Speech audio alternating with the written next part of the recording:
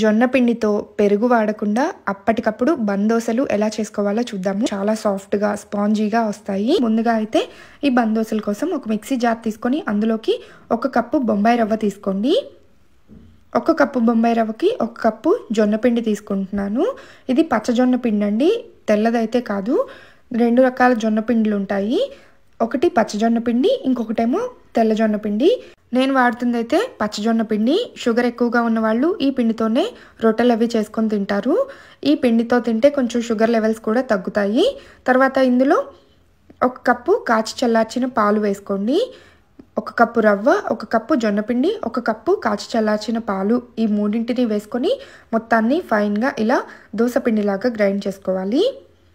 పాలు కనుక క్వాంటిటీ తక్కువ అయినట్లయితే పిండి మరీ గట్టిగా ఉంటే మరి కొంచెం పాలు వేసుకొని గ్రైండ్ చేసుకొని, ఇలా గ్రైండ్ చేసుకున్న పిండి అంతా ఒక మిక్సింగ్ బౌల్లోకి తీసుకొని ఇందులో కట్ చేసుకున్న ఉల్లిపాయ ముక్కలు అండ్ కొన్ని పచ్చిమిర్చి ముక్కలు, కొన్ని టొమాటో ముక్కలు, కొంచెం కొత్తిమీర తరుగు, కాస్త కరివేపాకు, 1 స్పూన్ దాకా జీలకర్ర వేసుకోండి. మీకు ఇష్టమైతే అల్లాన్ని కూడా చిన్నగా చాప్ చేసుకొని వేసుకోవచ్చు.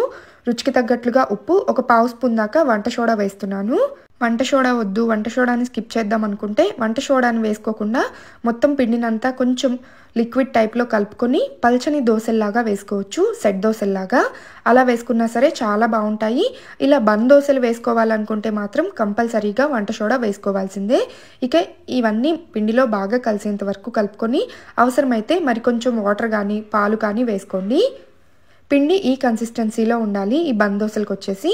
తర్వాత పిండిని కలుపుకొని పక్కన పెట్టుకొని స్టవ్ ఆన్ చేసి పాన్ పెట్టుకొని ఇందులో 1/2 స్పూన్ ఆయిల్ వేసుకొని ఆయిల్ కాస్త వేడైన తర్వాత పిండిని ఈ విధంగా బందోసల్లాగా వేసుకోవాలి.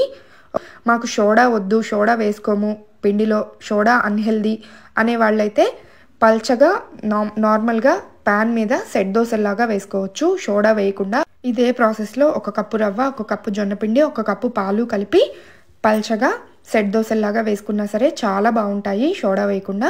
చూసారు కదా, మొత్తానికైతే నేనైతే బందోసలు వేసేసాను. ఇప్పుడు బాగా ట్రెండింగ్లో ఉన్నాయి ఈ బందోసలు. అయితే హెల్దీగా టేస్టీగా ఉండే ఈ జొన్నపిండి బందోసలు మీరు ట్రై చేయండి. ఉద్యోగం, వ్యాపారం, ప్రేమ, పెళ్లి, విదేశీ ప్రయాణం ఇలాంటి వాటిల్లో ఏదైనా సమస్యలు ఉంటే జాతకం చెప్పించుకోవాలంటే శ్రీ లక్ష్మీనారాయణ గారు చాలా చక్కగా జాతకం చెప్తున్నారు. ఒక్కసారి పైన ఇచ్చిన నెంబర్కి కాంటాక్ట్ అయ్యి చూడండి. అండ్ పూజలు కానీ, వ్రతాలు కానీ, నోములు కానీ ఇలాంటివి ఏమైనా చేయాలన్నా సరే చాలా బాగా చేస్తారు. ఒక్కసారి కాల్ చేసి చూడండి. Bye bye.